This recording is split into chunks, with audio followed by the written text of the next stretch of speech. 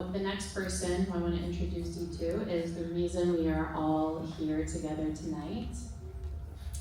Erez Safar is the producer of this Light of Infinite event for Israel, and he is the writer of the Light of the Infinite book series, which are available for sale here in the back or on Amazon. And he is going to share some of his writing with you. So please welcome Erez Safar. It will all be good in the end. But God, we are in the middle. A riddle, a massacre, scars that haven't scabbed, children that have been stabbed, others stolen, others I don't even know what's happened. What is to be? What is this being? I'm fleeing from everything I'm seeing. You've hidden your face from this. I wouldn't recognize it anyhow. I can barely see the me that was. If we are all reflections and only see darkness, how do I reflect you? The you that I try to make me, the we that I try to make free.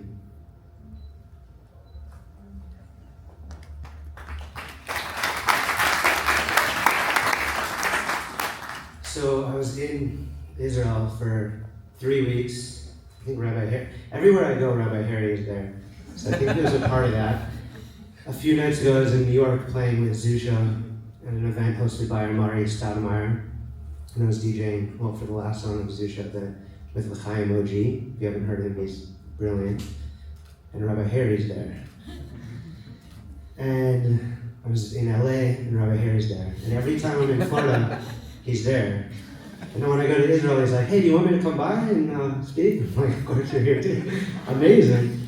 I just love him so much. I met him, Esther took me to an event with Rebbe 𝚃𝚎 and he also speaks sometimes at my events. And I met Rabbi Harry. He said he's been listening to my music for a decade or something. And then we just connected, and we just, as you know, as you saw, incredible. And so I went there to do 10 events.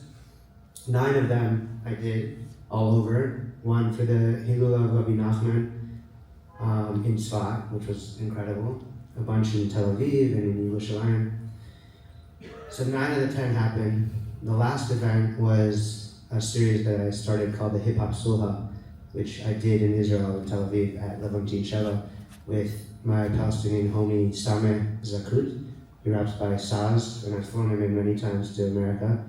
And 𝚃𝚑𝚎 𝚃𝚑𝚎, and that's like the main crew, and then there was a couple more Palestinians, a couple Israelis.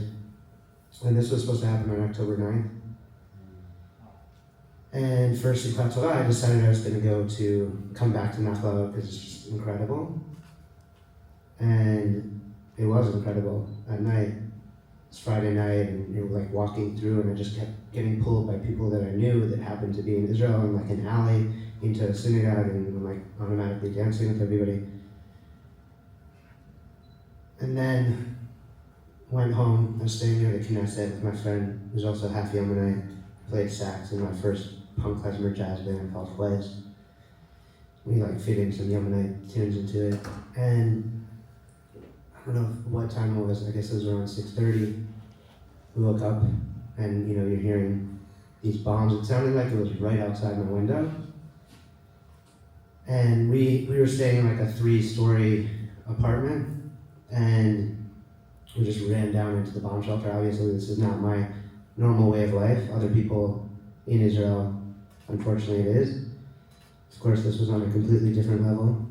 And we didn't know what to do. We just like ran into the bomb shelter, and we stayed there for a while. And then his father called him, and he said, it's crazy. I don't think he knew that much, but he's like, something different is happening down south. Do you want me to pick you up? And we didn't really know exactly what was happening. So we're like, no, we're going to stay here. And I was kind of deferring to him, and I'm like, I don't think we should go outside and walk to נחלה because it's like a half-hour walk. I don't know what's going to happen. So we ended up just staying there. And then Saturday night, he's like in Mouyal, and we stayed there, ended up staying there for the next 8 days because I couldn't fly out. I had Turkish Air, and if you didn't have El Al, you weren't leaving Israel. So he's like, yeah, we'll just walk to the Tachana, which is like the main central station, and there's like a train that takes 20 minutes to get to Mouyal.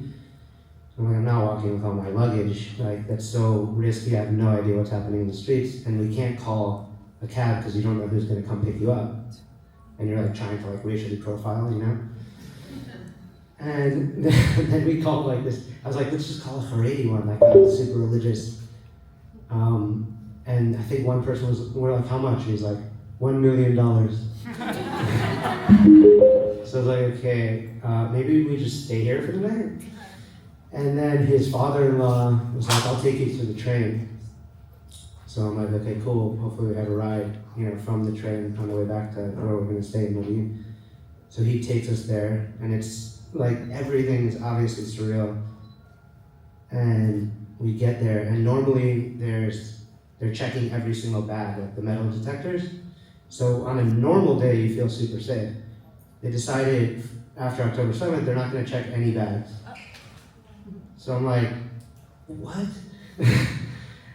And then someone explains like, oh, they don't want it to be like bottlenecked or whatever, like backed up with people because that could be super dangerous. So they're just like super racially profiling. He's like, they know exactly, they're experts or whatever. So they have these barricades. They're just kind of moving everybody through really quick.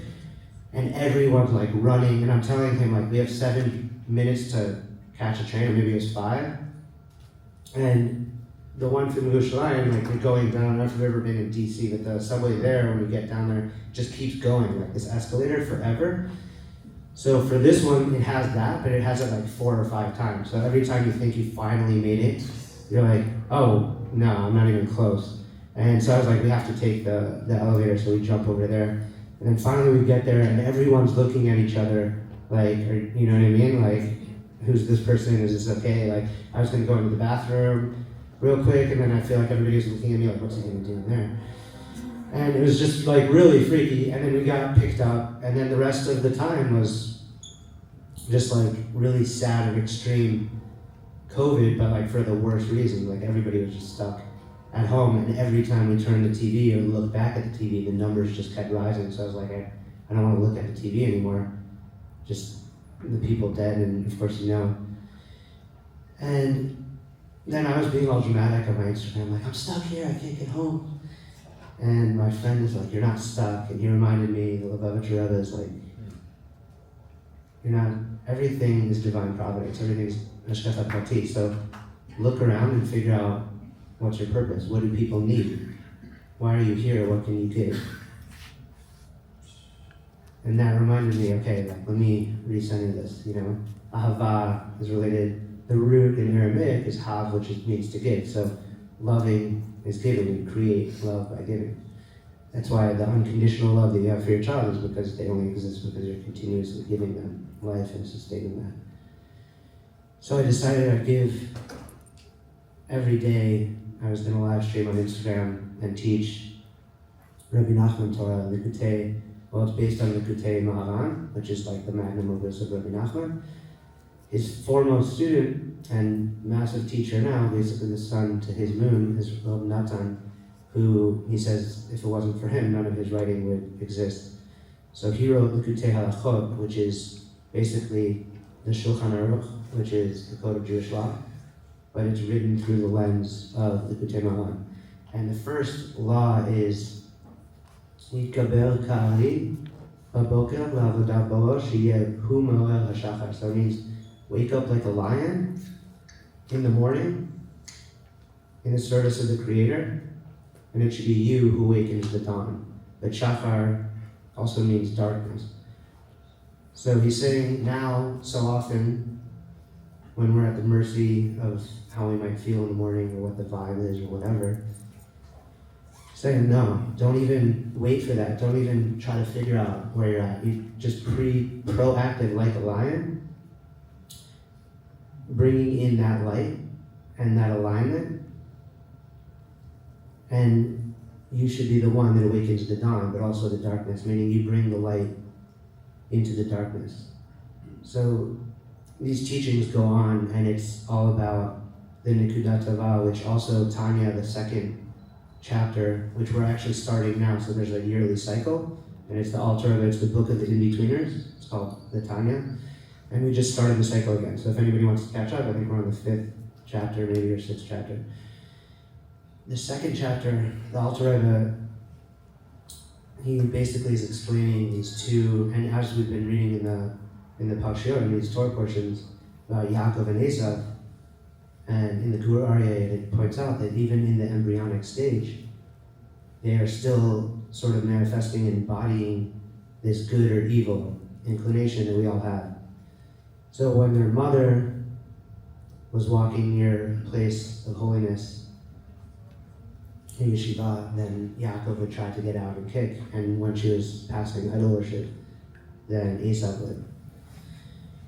And so not the Lubavitcher Rebbe, but the Alter Rebbe is explaining these two souls, and he says that the good inclination, this godly soul, is actually this piece of God that is actually within all of us.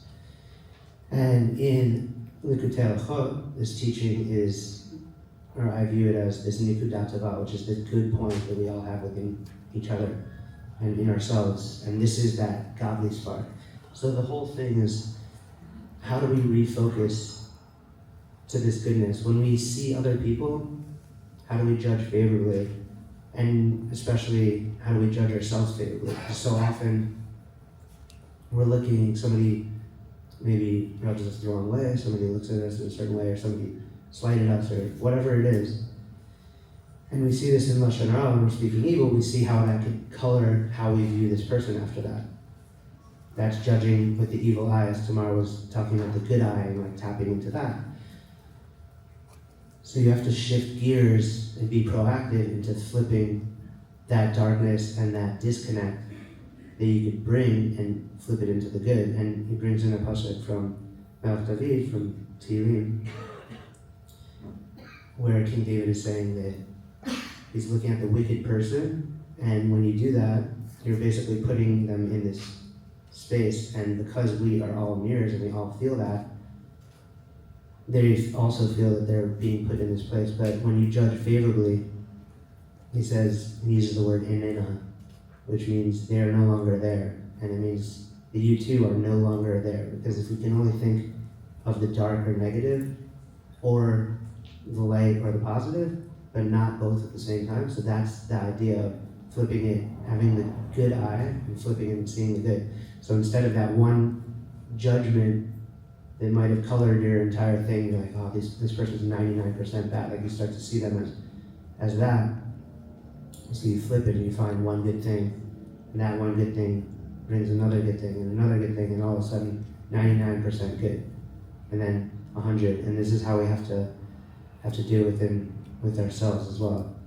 So I was basically there every day, learning, teaching, live streaming on Instagram with this teaching. And I feel like for our generation, Rabbi Nachman, he said, Ad Mashiach, it's going to get bigger and bigger. And I feel like the people that I meet, like I see that his Torah is like really expanding. And when you meet somebody who's like Breslov, or when I do, like you can see this light. So there's so much in that in terms of just, now more people are depressed, more people are in anxiety and fear and all this stuff.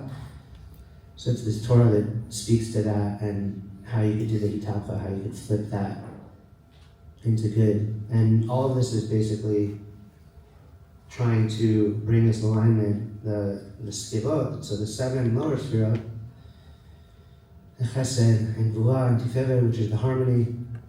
It's all about basically peace. Shalom is finding these opposites and bringing them together, and that's what shalom is, when you bring these opposites together.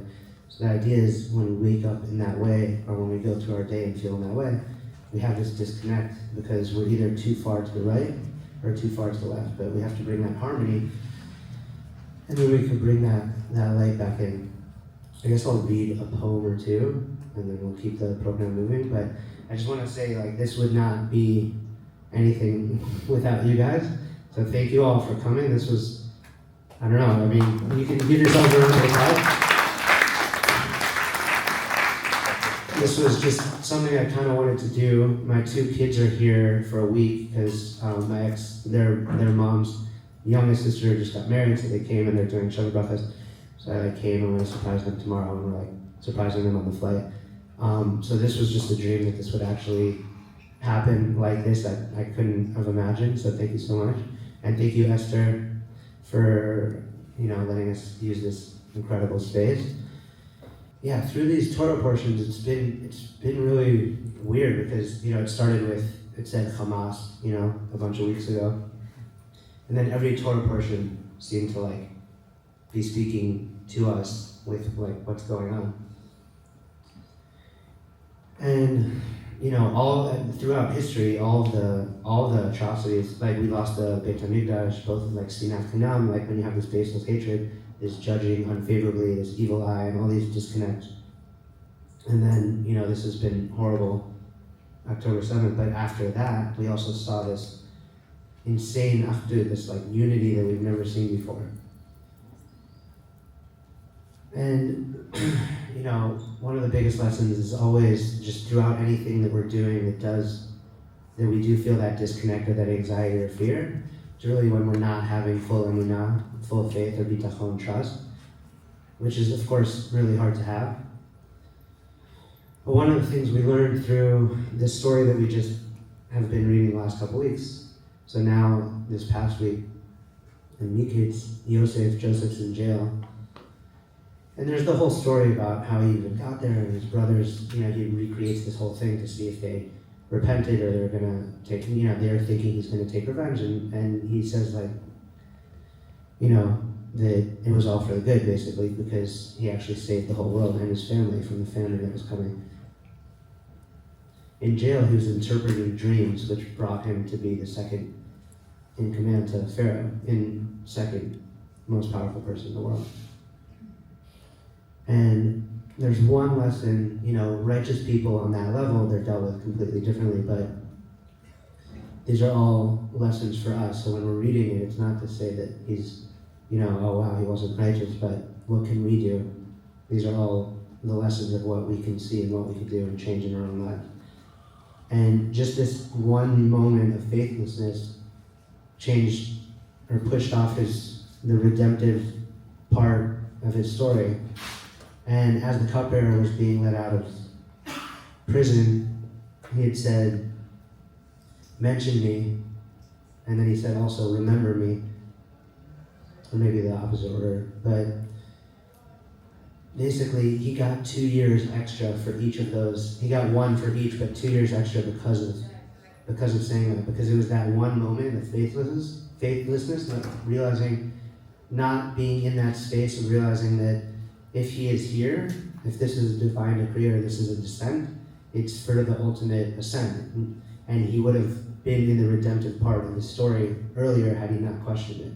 And Rabbi Nachman, he says that it'll be in the hardships, that even there you need to thank God. I remember one of my old business partners, he would always say, it's like, how are you doing? So even when he was doing that, he's like, yeah, not really good. Bracha Schoonover, thank God. I'm like, what?